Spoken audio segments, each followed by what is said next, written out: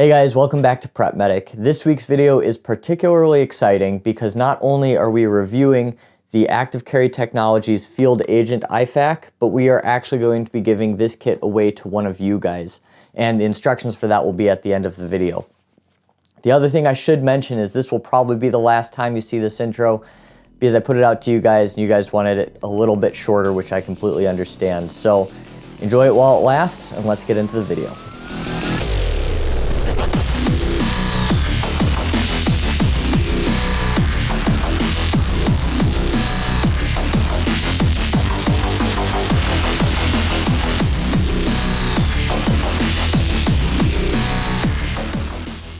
Okay, so like I've been alluding to for the past couple weeks, we had a couple IFAKs sent to this channel to be reviewed.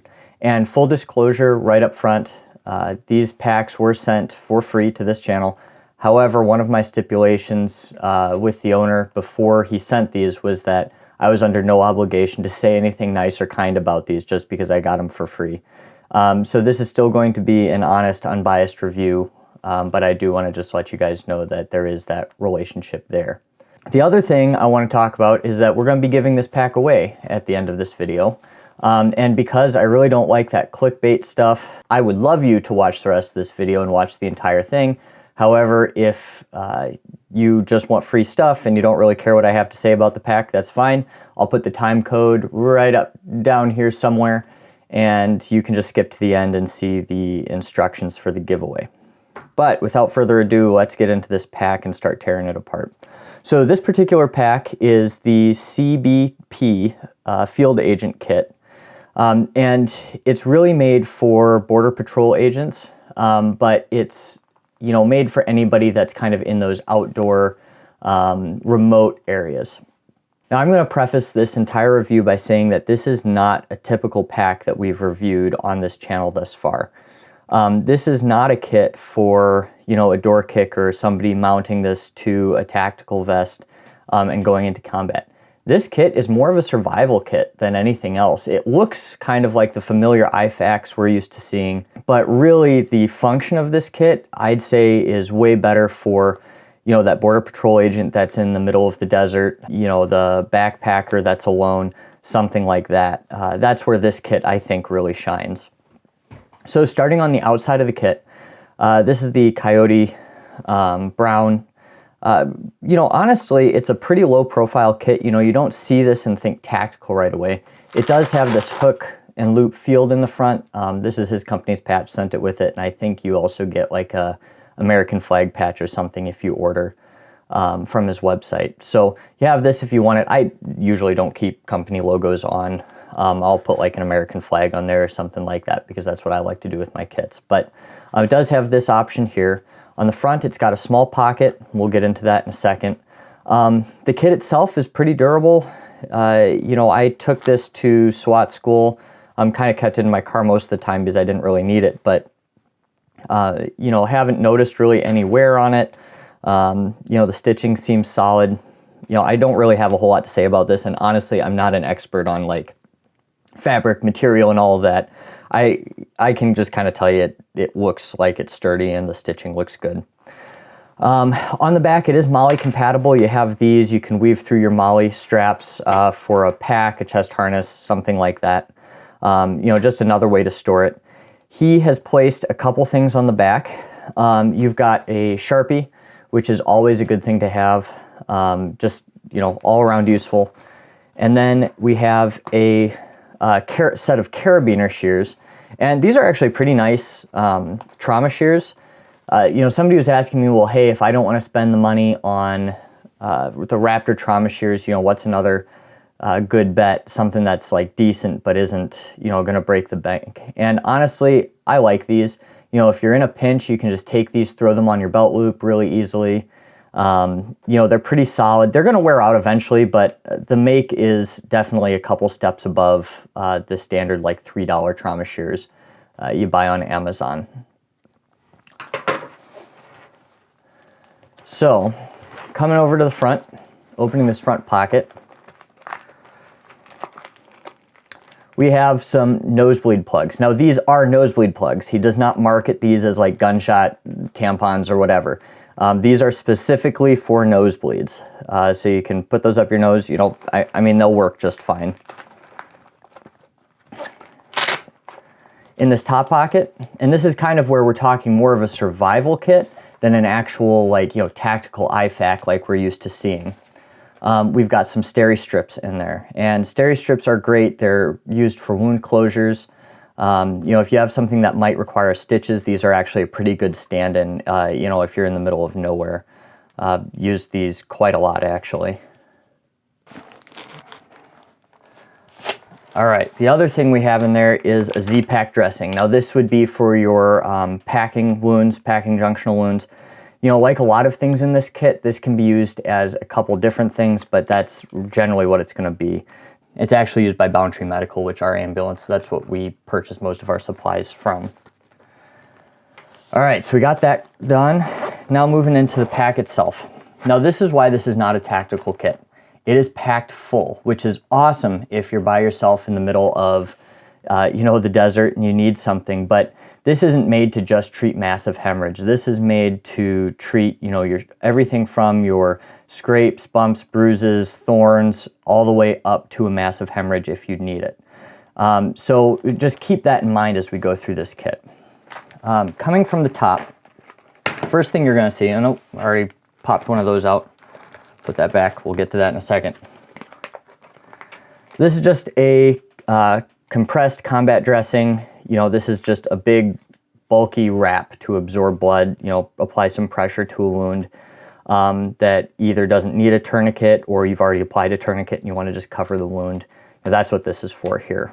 You know, not a whole lot I can say about it. It'll work just fine. You know, with these bandages, you know, where I do get a little bit picky on what kind of tourniquets I'm using, you know, bandages and things, it doesn't really matter because these are all going to work fairly well.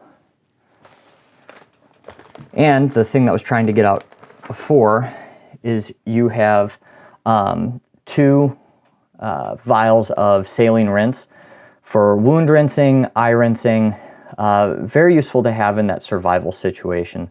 I do carry a couple of these in my car kit. If you go to that video, not this specifically, but I carry a syringe with saline in it. Just something that's useful to have in a survival kit.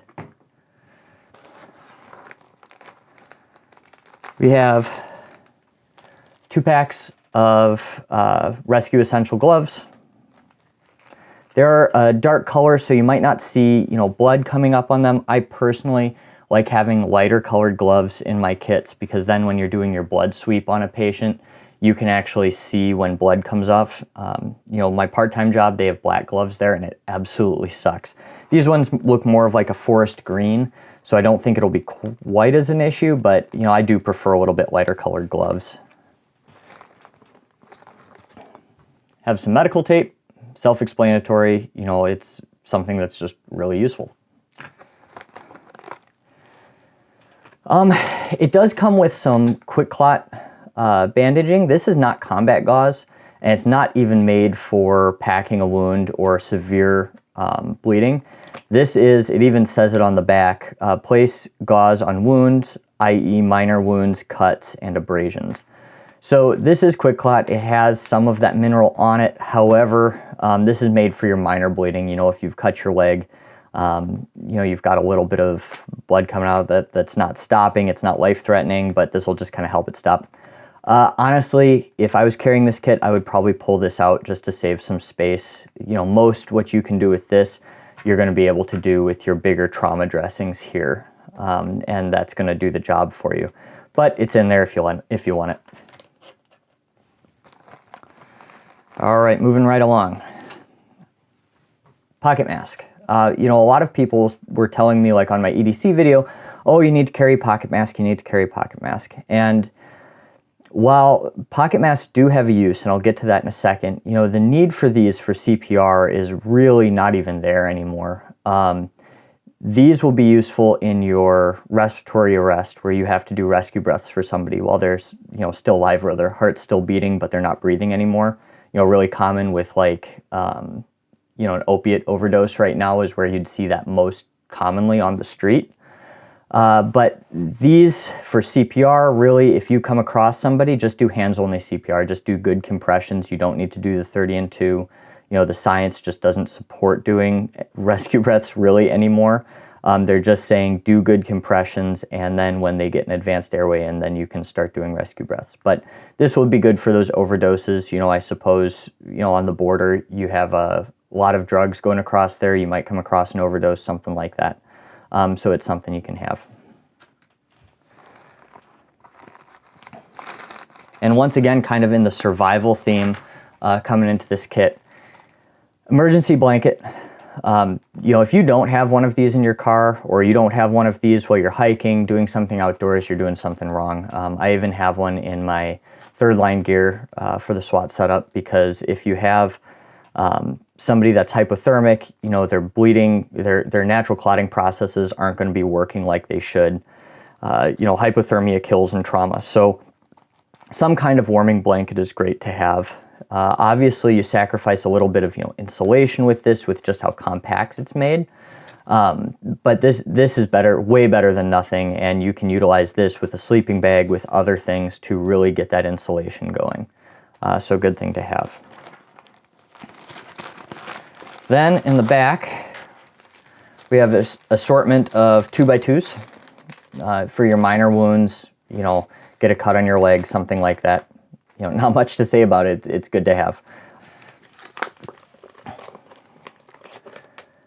Here's another compression bandage. This one's flat fold, and this one's a little bit more robust. This one's more for the actual wrapping of the wound and getting that pressure.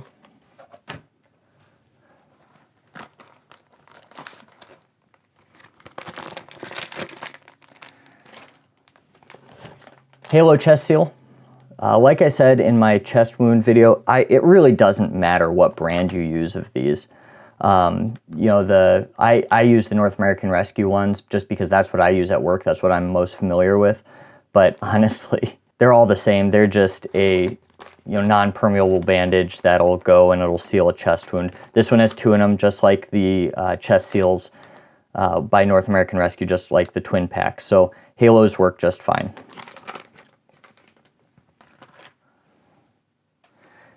All right, next we got 128 French NPA for, you know, the basic airway procedures. These work great. These are also pretty standard across the board. And I think we use this exact brand on the ambulance, actually. All right, now this is one of the things I actually really like about this kit. And it's, you know, one of those silly things that you don't really think of, but he calls this his ouch pouch.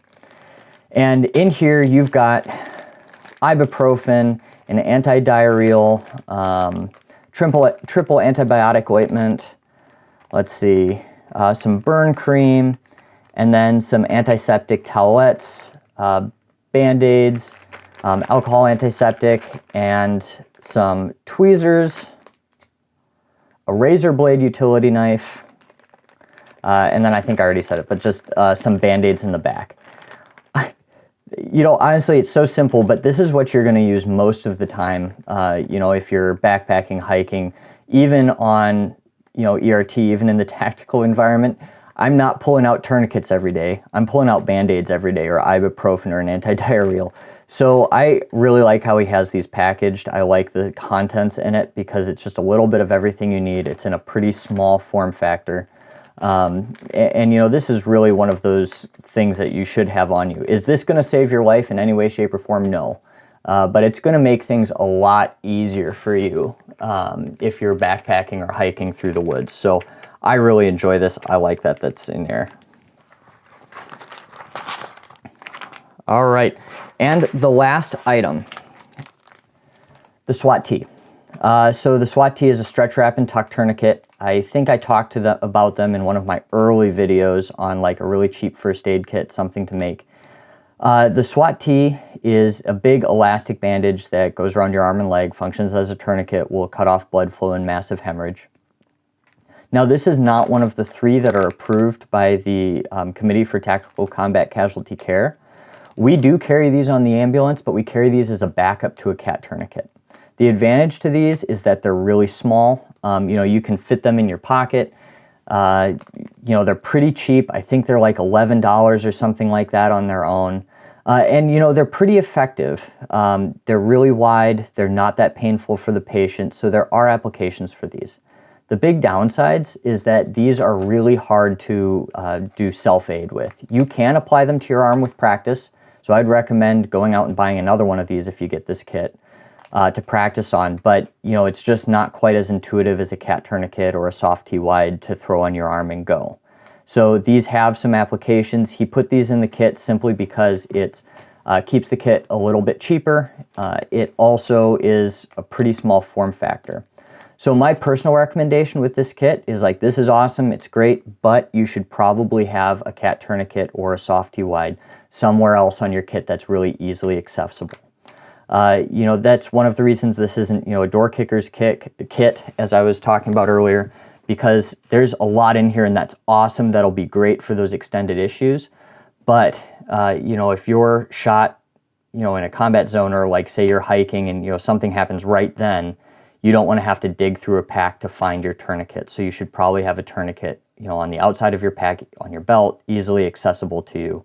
And I would recommend going with one of those combat tourniquets. That being said, I do like the SWAT T. Before I got my ankle holster for my everyday carry, I would throw one of these in my back pocket. A lot of our guys on the ambulance will throw one of these in their cargo pockets while they're at work. And I've seen these work. I've actually used these in real situations, and I do like them. So that's kind of my 2 cents on that.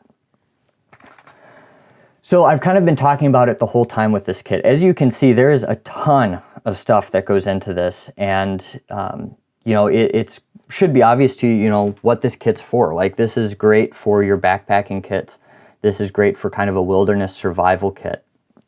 And you know, overall, I really like this. You know, I'll probably end up putting one of these in my car, you know, as kind of my all-around survival kit, because right now I've got, you know, a lot of my tactical stuff in there, but that doesn't really matter on the highway if I see a car wreck or something like that. All right, before we get into the giveaway instructions for this kit, I want to give a quick shout out to Active Carry Technologies, you know, for sending this kit to me, especially when I told them point blank I was going to be brutally honest. Their response to me when I told them that was great. That'll help us make the kit better, which speaks volumes for that company. And they're going to be continuously improving their products over time with feedback from people like me and hopefully people like you. While there are definitely some things I'd change about this kit, this is amazing for a survival kit. This takes what's traditionally been in a much larger form factor, condenses it down, and really makes it portable for, you know, that border patrol agent, the forest ranger, the recreational civilian that's out there mountain biking, hiking, whatever it may be.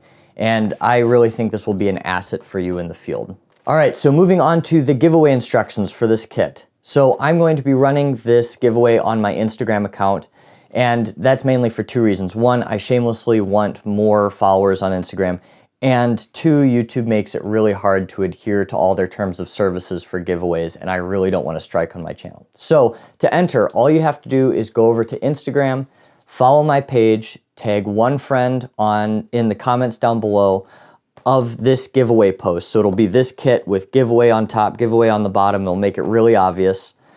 And then on November 9th at about 12 noon, I'm going to be selecting the winner, and I'll do like a live broadcast of my selection process so you guys know it's fair. And I will announce the winner and then DM them and get their shipping information.